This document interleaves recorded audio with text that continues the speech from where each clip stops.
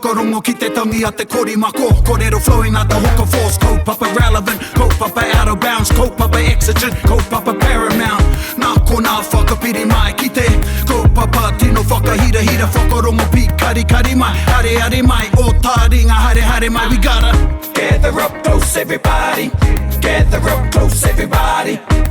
Kani move that body, kani move that body. E ara, ke nei taku reo oha, taku reo whakahei kia koutou e te iwi nau mai hoki mai kia Taringa e mihi nei.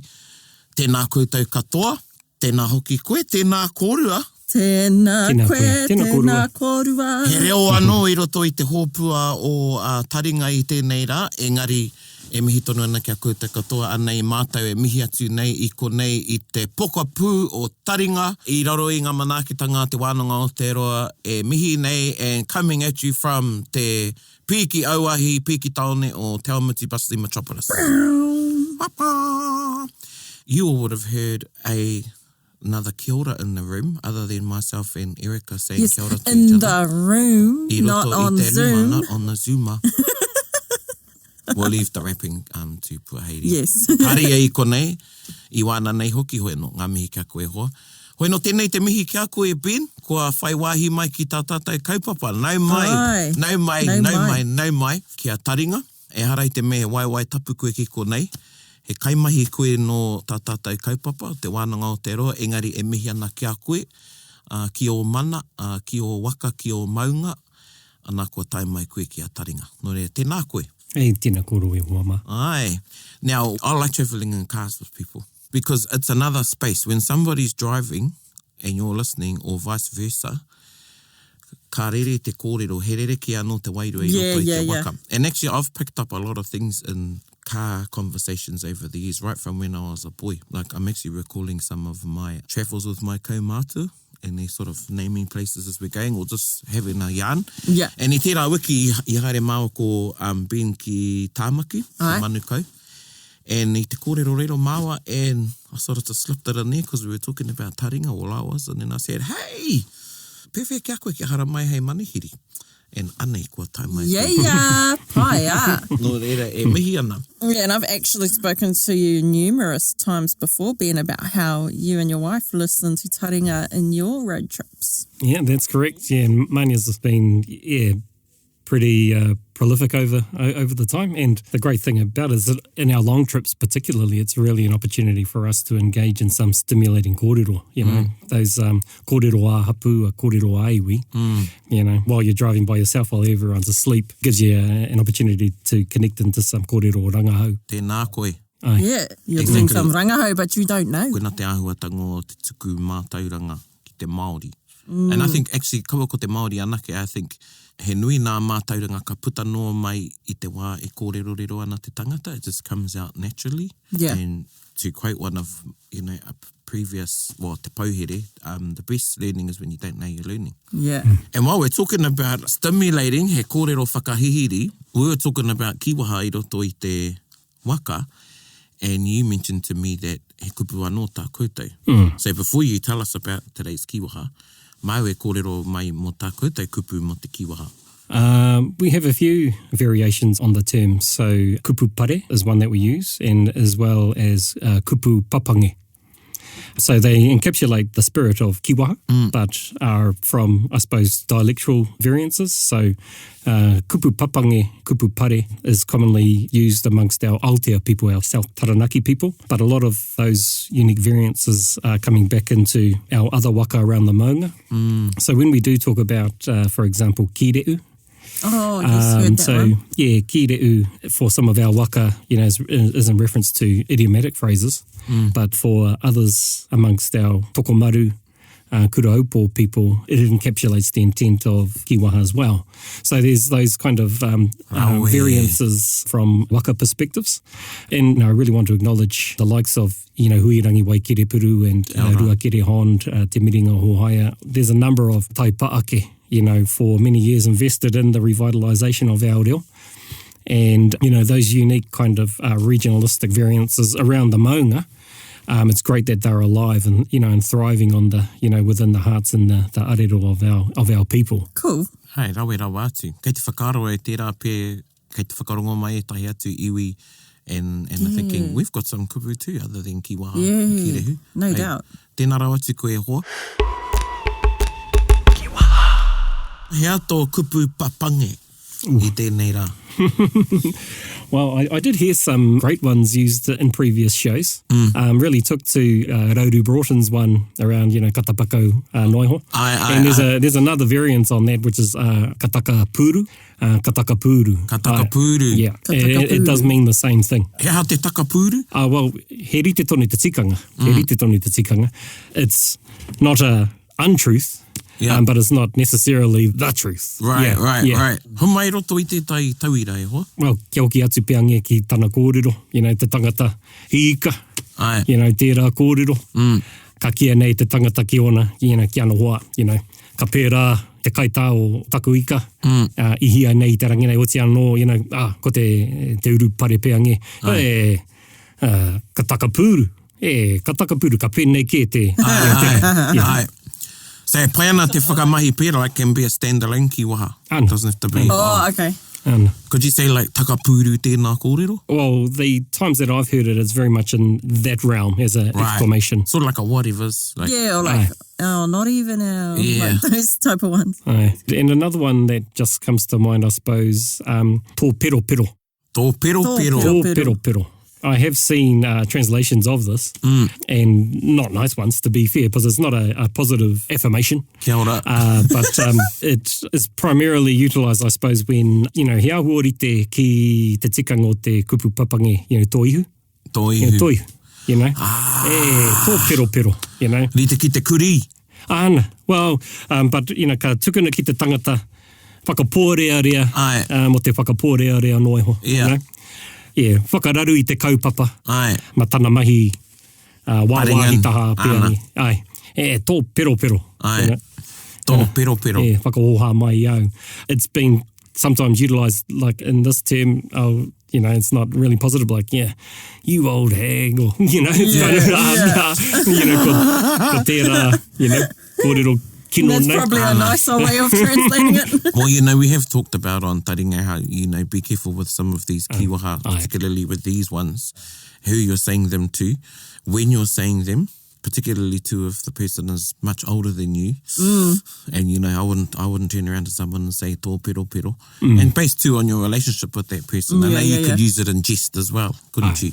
Yeah. Tika tau. Oh, we got 2 for 1 I te Yeah, we did. He manukara pīpiti. Takapuru and tō pero pero. Takapuru. You could put those together, and say takapuru, tō pero pero.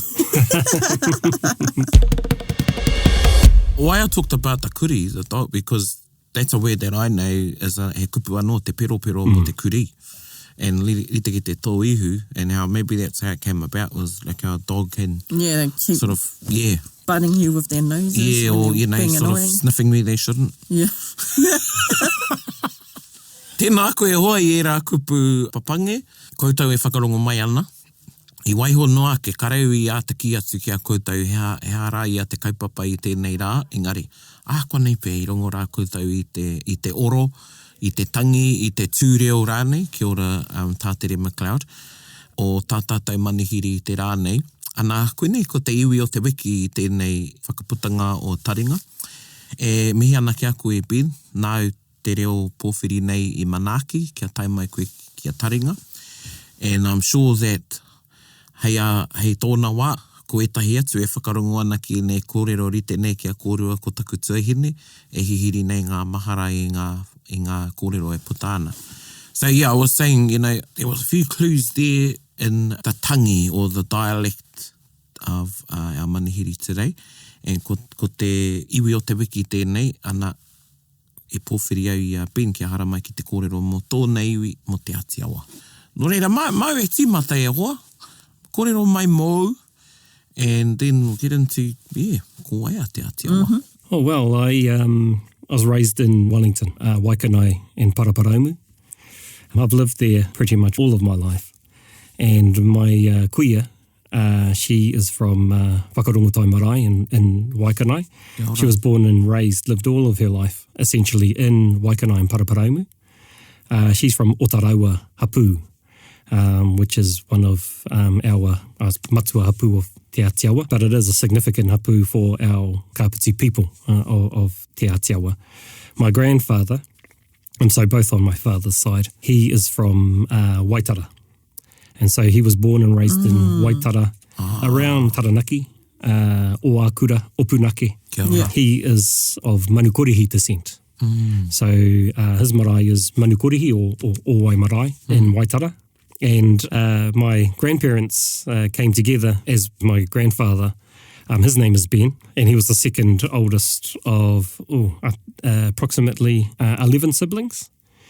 And my father's name is Ben also, and he's the second oldest of 3 siblings. He actually has an older brother as well, who he mea taurima, ki whānau ke. Kia ora. And then myself, I'm the second oldest of 2 siblings, so I have an older sister. My grandparents came together in Paraone in Waikanai because my grandfather worked on the railway, when they were laying down the railway during that time. And my grandparents lived there ever since. So my sister and I think have been really fortunate out of all our first cousins to be raised amongst our people.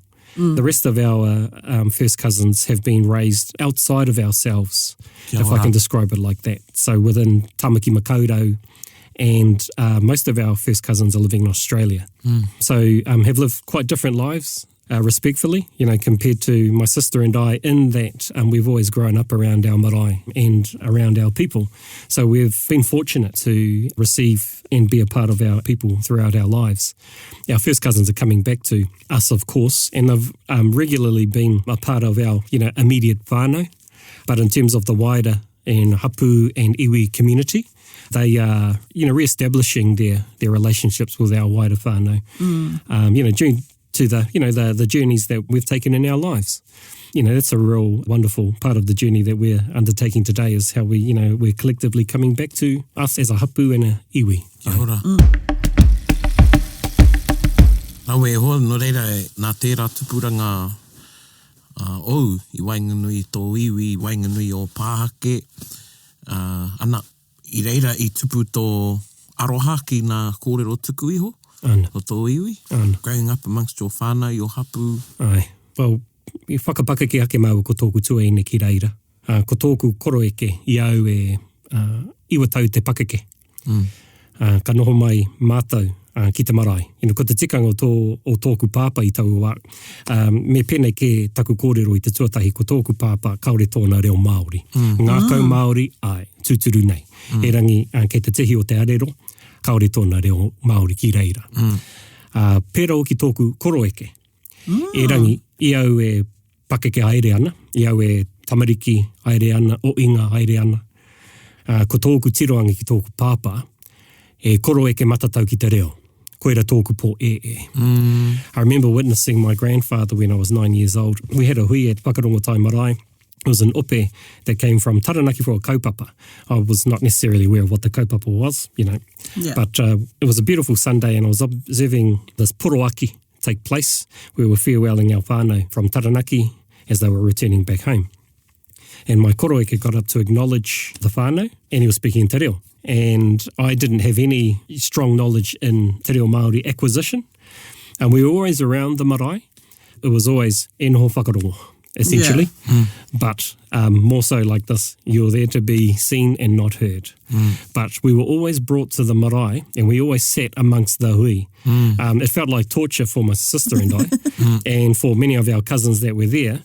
And as we were growing up, what we really noticed was we were always being brought to the marae and we were sitting in these hui. The cousins that were sitting along the walls with us as we were growing up were diminishing and we were seeing them more so outside playing where we wanted to be, bull rush on the, on the marae ate and so forth. But we were stuck for what felt like an eternity as a child amongst hui. And it did really feel like torture. But this particular Sunday, I was observing my koroeke, farewelling this ope. And what I really noticed from it was first, him speaking te reo, because I'd always observed many of our aunties and uncles speaking te reo, but my koroeke speaking te reo. And secondly, the emotional impact that they had for this ope. What I witnessed was him speaking in a dialectual variance that many of our other aunties and uncles weren't necessarily speaking, and that the whānau, the ope, who received it, got very emotional, a sharing of tears and mihi and so forth. So what I really took away from that was that something significant happened, and it had an effect on our wider whānau, and I wanted to understand more and learn more about what was happening there. It felt really special, it felt really warm and embracing, and our koroheke was demonstrating this. So that really began that journey. My father's older brother, my Uncle Robert, he was one that was really disciplined upon my sister and I and his son in, I suppose, teaching us about ourselves and our place within our people. And once again, that particular part of our journey for myself felt quite torturous as well. We were in a room with him. It was like a classroom, the way, our uncle was delivering it, but this is the way that it is, and it was very structured. And once again, I was always wanting to be anywhere but there. Yeah. But when I reflect back on those beginnings, I suppose, those were really the foundations of this particular part of my journey. And in reflection, I really relish that that opportunity was, put forward for us to be a part of. Wai mari e katoa. Ai, I nānei, he toko iti noe ho kua whakatupungia pērātia. Ai, it was torture. Engari nānei e rungo ana I ngā wai mari e tanga. Yeah. Ana e noho ana koe nānei hei ko koe, ko koutou ko etahi atu o huanga, o whanaunga, e noho ana hei kaipupuru kōrero mō tō rahi mō te Āti Awa. Ai. One of the things that I'm really thankful for is te hunga wahine. O tō mātou iwi. Me te hunga kaumātua, kaore o kia kore, but of the women, and just in my personal reflection, the women in my life have been very powerful figures. My mother, he Pākehā, but a very powerful figure in my life. My grandmother, my father's mother, and my sister, and many of our kuia and aunties and cousins of mine today, who are on our paipai, he puna roi mata, he kai karanga, he kawita mano te iwi. And the relationship that I have with our people, but particularly with our te ira wahine, I feel very privileged, to walk alongside them. And I always take their lead. Because how I've kind of described it to myself is I'm very close to many of our koroeke kaumātua tai paake, te ira tāne, and they really, for myself, have really nourished the mind in my journey. Te ira wahine have really nourished the heart and soul. Kia ora. I try to balance those two elements together in keeping myself balanced. I've been really privileged to walk alongside our people, and when we look back at our paipai on our marae today, and we have our uncles who have stepped into the journey and are upholding the mana for our people, it's wonderful to see. And we have our kuia who are supporting their daughters and our cousins to step into this particular journey, and everyone's embracing it. And, it's really wonderful. It's really wonderful to see. There's a big resurgence. Lovely. I kōrero rā koe, nō reira heke mai koe I ngā tā I tō tupuna wahine, me tō tupuna tāne, ko nā tā e rua he Āti Awa. Tētahi no whakarongotai, and tētahi no manukorihi, no wai. Now, between, and kei te tautau noa I te kōrero, between whakarongotai and owai is a long distance. Yeah. Owai's in Waitara, koutou kare mohi ana, and whakarongotai it's the closest place to Rongotai. Well, it is a place. Aye. It's in Waikanai. Aye, Waikanai, kuia, Waikanai. Now, those are two factions or placements of Te Āti Awa. Is the area between not Te Āti Awa? No, there's many different iwi. Kia taitātou ki te wā I wāhi mai tētai wāhanga o te iwi. I timata mai a Te Āti Awa I whea. Yeah, he pātai pai. He pātai tino pai tēnā. The wonderful thing about that question is that there's many different views on that. The timatanga or? Te timatanga. Because Te Āti Awa and Ngāti Awa are related. Yeah. Primarily because of one eponymous ancestor, Te Awa Nui Ārangi, Yeah. in which the name, Ngāti Awa. Ngāti Awa Nui Arangi, Te Āti Awa Nui Arangi. Yeah. It's our descent from this eponymous ancestor. But in terms of the whakapapa, regarding the first Te Awa Nui Arangi, it's very different. And within my own iwi, from hapu to hapu, they have variances on that as well. Kia ora. So there isn't necessarily a set whakapapa, hekenga, toto perspective of Te Āti Awa. There's variations. So for myself as a manukorihi o Tarawa, just within our own hapu, for my sister and I directly, there's variations on Te Awa Nui Arangi and the descent to him. Kia ora. And those variations are different from Ngāti Rahiri of Te Āti Awa within a matua hapu. So if Otarawa is a matua hapu, and this was our traditional structure, it had hapu within it. Ana. At that hapu level, there can also be subtle differences in terms of whakapapa descent. So it makes it all really very interesting. And for us as Te Āti Awa, we have a variation which is different to Ngāti Awa. And within Ngāti Awa also, they have their variations around Te Awa Nui Arangi. So I'll give you... Your variation. I'll give you the one that's most closest to my heart. Ana. And so we say that toi kai rākau, ka noho ki wairere ki ao. Wairere ki ao. Ka puta ko ruarangi. Ko ruarangi ka noho ki rongo ueroa. Ka puta ko rauru. Rauru te mātāmua, te tamaiti tuatahi. Right? Ka noho rongo ueroa ki Taranaki. Ki te tehi matua hapu e kia nei. Ka noho ki te taho waiwhakaiho. Te tehi o ngā awa matua e tata ana ki ngā motu. Ki matua hapu ke, ko te kōrero ka noho aia ki te taho wai o ngana. Ka ta paina te ingoa e nei rangi ko waingana. E rangi ko tōna ingoa tika ko wai o ngāngana. Koira te ingoa ake. So ka noho aia ki te taha o te awa. A poi poi manaki I a rauru. He whānau tanga taimaha mā rongo e roa, ka mau te rauru. Ara ko te katākaitia tōna kaki e te iho. Right? So ka rāua aia I tōna putanga. Te pepe. Te pepe. So when rauru was being conceived, it was quite a strenuous birth for rongo e roa. And the iho, the cord was wrapped around rauru's neck and was causing it was very strenuous, but they were able to untangle that, of course. And rongo e roa was nursing rauru, beside the river. He ka kaukau. And a whatukura, tō mātou tūpuna, ko tōningo ko Tamarau. So Tamarau descended. Tamarau was a deity. I'll talk about two perspectives in terms of his origin, because in our whakapapa when we talk about ngā rangi, there's two variances. When we talk about te rangi tua ngāhuru, for us, te rangi tuarea, ne? Te rangi tuarea, ara ko tōna tini ko tōna mano. Ko te rangi tuarea tērā. Koira te rangi I ahu mai a Tamarau. Kia ora. Te rangi tuarea. Ki te rātu taha ōku, ko rangi nao ariki. Koira te rangi tua ngahuru. Koira te orokohanga kōrero. He pekanga tō te tehi matua hapu, he pekanga anō tō te te atu. So, ko rangi nao ariki. Ki te rangi tuarea, he maunga ki reira ko arorangi. Te maunga. Ara ko te aro o Tamarau I tōna heketanga, I te rangi.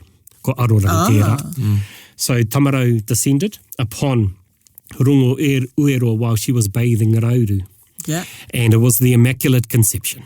Okay. Those ones. And when Tamarau was to depart from rongo ueroa, Tamarau stated to her, if you were to have a boy, name him Awa Nui Arangi, in remembrance of the waters in which I descended from in the heavens. Awa Nui Arangi.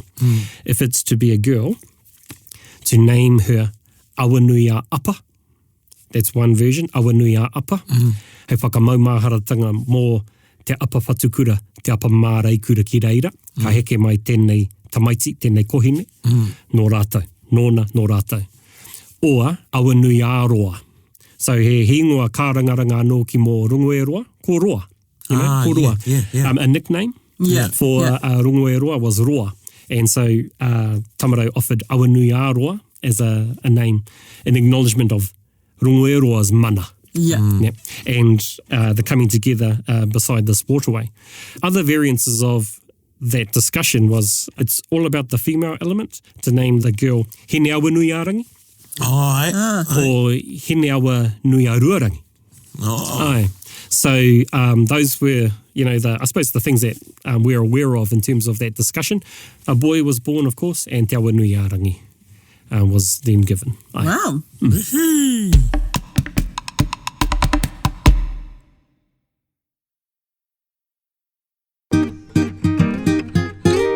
Ia, koina te ātāhua o te o ngā kōrero tuku iho, o te ao Māori, and acknowledging koutou ngai taringa mā. I like how you said, I'm going to share the variation or the kōrero closest to my heart. Yeah, I like rau to say tērā, I tēnā te ki, anei te me tika. E hara I te mea, koina te wairu o tō kōrero. Haere tonu e ho. I suppose coming back to your question, in terms of where Te Āti Awa originated. Some of our kaumātua firmly believe that Awa Nui Arangi and Te Āti Awa, or te tini o Awa Nui Arangi, koera te ingoa ake mo te iwi, te tini o Awa Nui Arangi, originated in Taranaki. And then there are other very firm perspectives in terms of their origin point being in Te Tai Tokerau. Those are those unique iwi perspectives, which are all very important to be aware of. What we do know for Te Awa Nui Arangi, from our perspective, is that Te Awa Nui Arangi and his descendants lived around Ngā Puketurua and Māhoitahi, which is in the northern Taranaki region. But that Te Awa Nui Arangi, on the other hand, within Te Tai Tokerau, lived around Ahipara, Te Oneroa Tōhe, and that Te tini o Awa Nui Arangi was really prolific in Te Tai Tokerau as well. So there was much movement around Te Tai Tokerau of the people, and within Tāmaki Makaurau. So at Maunga Keke, at Taurere, at Maunga Rei, Kuia. there was settlements of the descendants of Awa Nui Arangi right through there. Right. There was a particular chapter in our journey as a people where there was a parting of ways, and the descendants of Te Awa Nui Arangi went towards Te Moana Toi, settled within Tauranga, settled within Whakatāne around the wider reaches of Mātātua, and where we have, Āti Awa and the various iwi of Mātātua there today, including our peoples in Tauranga Moana. Kia ora. From Taranaki, in terms of Te Āti Awa in the northern region, there's been a really important discussion on the actual name of our people. And it's reinvigorated actually through the recent treaty settlements processes in terms of what were we known by during that period. As we have seen through our research and archival information, and through the words of our tipuna who were alive during the 1800s and so forth, Ngāti Awa features really prominently throughout those kōrero. And that Ngāti Awa was indeed a term used by our people during that century. And so an event occurred where there was a change from Ngāti Awa to Te Āti Awa, which brings us to where we are today. But it is a discussion which is currently taking place, and it's really healthy. It's really healthy to have these types of discussions for our people who are seeking, that type of clarification. The kupu Āti, is that the same as Ngāti or no? Essentially it is. It's talking about a grouping of people, like Te Āti Aunui a Pāpārangi, a tribe from, one of our iwi in Wanganui. It is a common term. Okay. Yeah.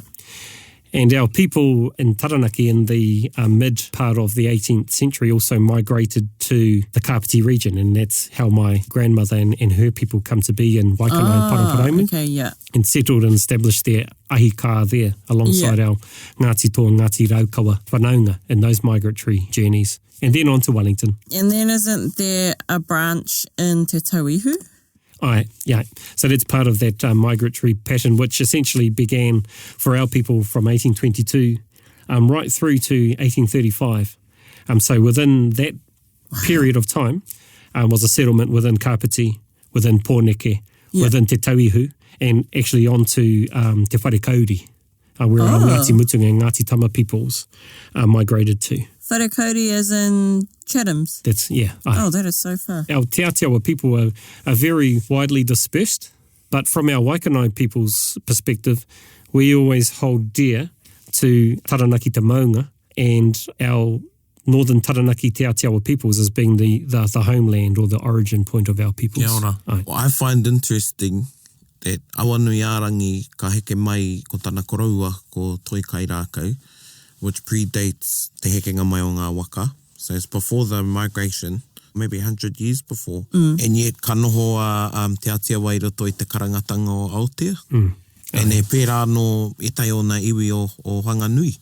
I konei mua no atu I te tainga mai o ngā waka. Yeah, there has been a perception over generations, and I remember it when I was growing up at Waikanai, where we have our whānau, when, reciting pepeha, would acknowledge ko Aotea te waka, ko Te Āti Awa te iwi.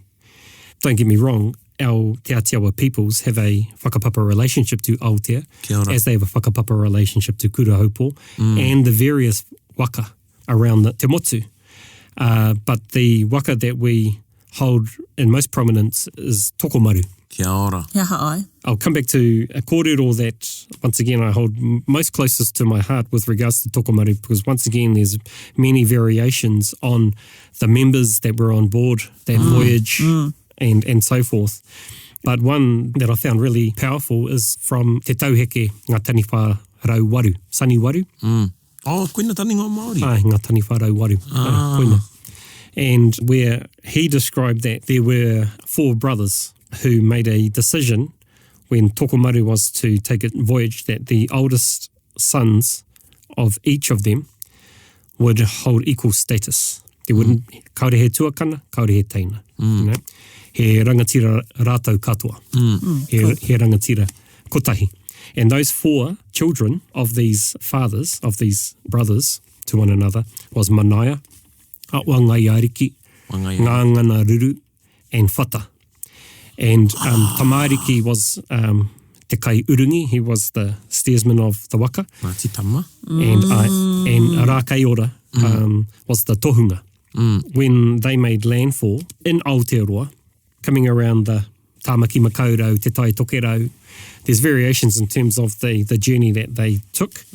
But when they ultimately made landfall at Mohakatino and established themselves firmly there before moving within Taranaki, further within Taranaki, the descendants of these 4 people are the iwi that form that northern Taranaki region, so Ngāti Mutunga, and that being Ngāngana Ruru, koia tetehi o ngā tupuna rongonui mō Ngāti Mutunga, ko Manaia no hoki, koia tetehi mō Ngāti Mutunga, ko Awa Ngaia mo Te Āti Awa, ko Tamariki mō Ngāti Tama, ko Rākaiora anō hoki mo Te Āti Awa, ko Whata mō Ngāti Tama me Ngāti Mutunga me Te Āti Awa.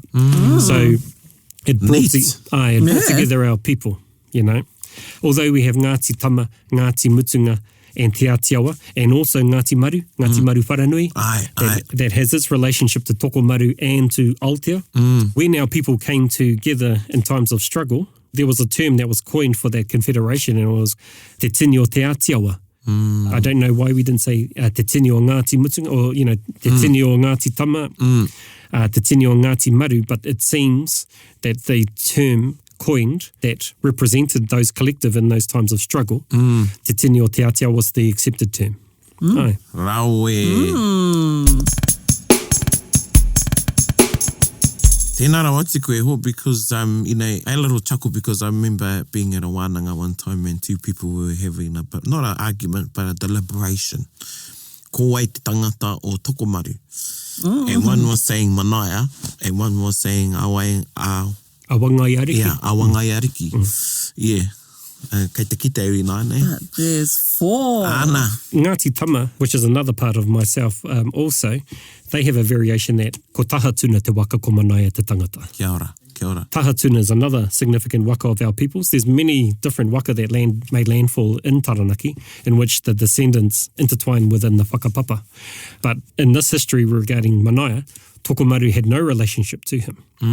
Or another variation on Tahatuna and Manaia was that Manaia was the captain of Tahatuna, but he waka unua It's another type of he ahori te ki te wakahaurua, but it's a bit smaller. Yeah. It's a bit smaller, okay. and it's like a support vessel. Right. Ki tehi waka matua, ara ko tokomaru. So there's So it's like variations. how yachts take like a little dinghy with them. Yeah, I wouldn't. Bit bigger than a dinghy. Little dinghy. Get from their boat to the shore. Maybe the cargo ships and the tugboats, maybe. Or, Okay.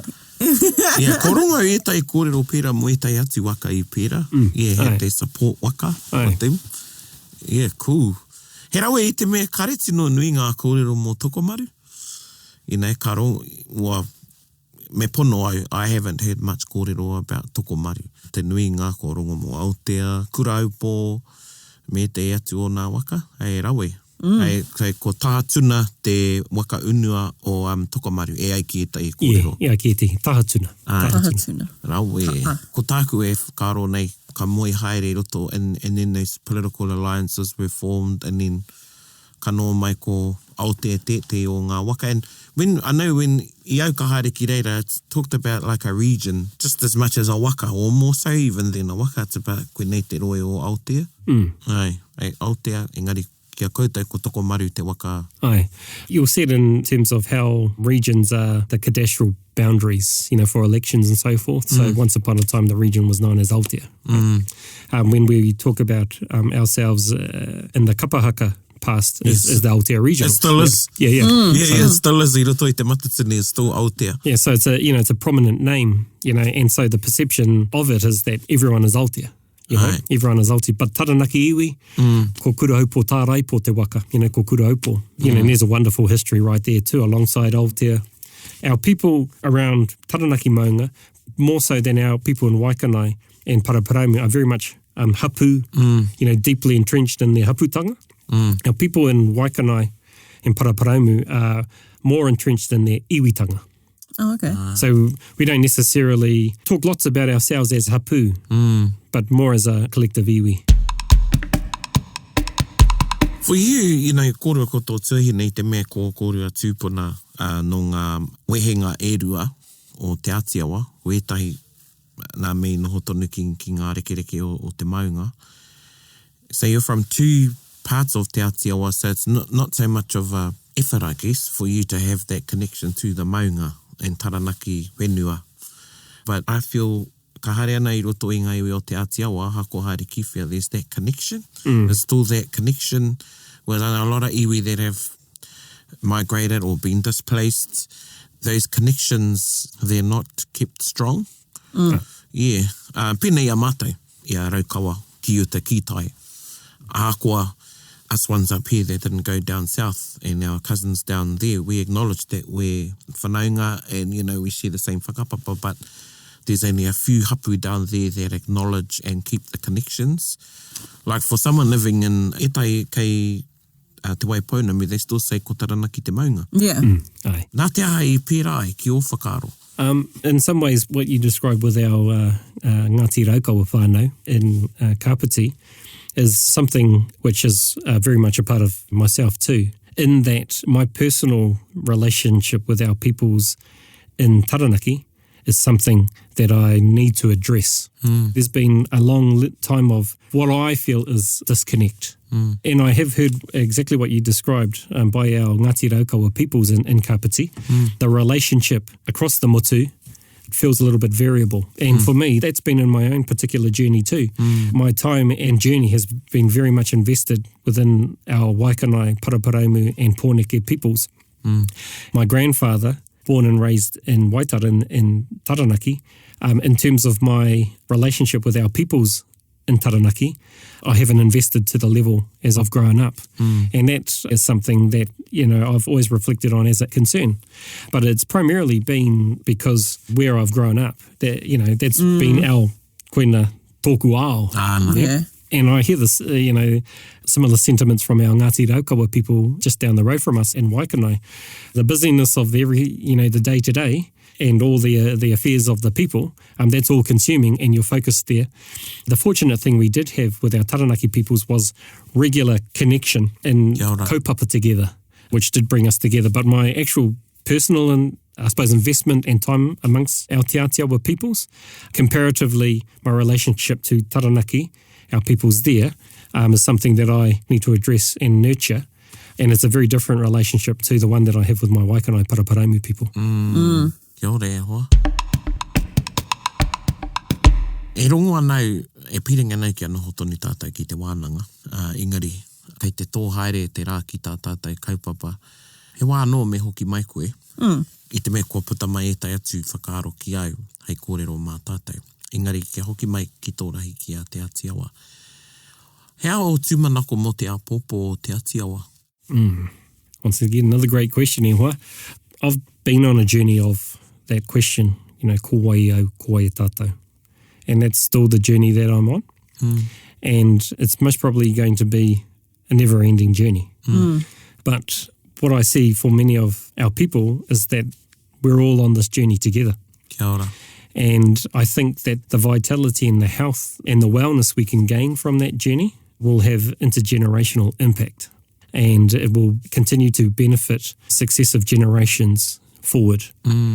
So that's my aspiration, is that the wellness of our identity and our ways of being continue to be made relevant and to be given sustenance. We as a people have an openness, an open heart to change and how our ways adapt. And we've adapted them today on our own marae for the benefit of our people. And they will continue to adapt and evolve, but the principles that sit at the heart of them are the things that we want to, maintain as the foundations.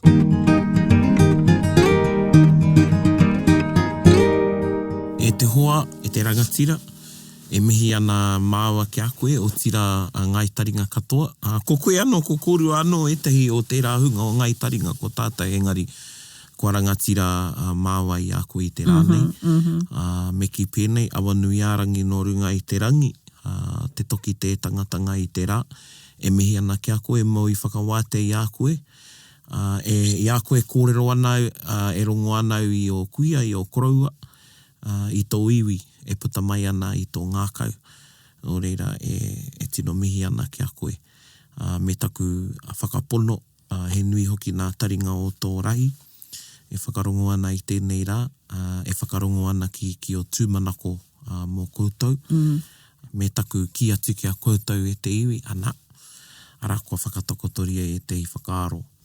Hei aki a koutou, ki te whai, i te ina mātāpono e Māori nei tātou, i ngā mātāpono e awanui ārangi nei koutou tātou. Ka rereke e te atu o ngā wawata tūmanako o tērā iwi. Hea tātou, hea nā me e ki nei tātou he raukawa ahau. Hea nā me e ki nei tātou he apanui ahau. Hea nā me e ki nei tātou he tūhoi ahau. Me rā huatanga. Nō re hoa tēnā koe. E mihi ana. Tēnā kōrua. Kia ora. Tēnā koe. Anei te tai waiata nā tō tātai rangatira tēnei waiata e kōwhiri. Whakarongo mai ki te kupu a tāwhiao.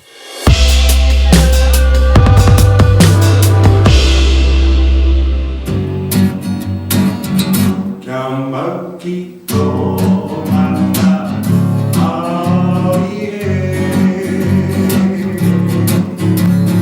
Te kupu a tāwhiao, te reti e toru nā pono ki raro a karongo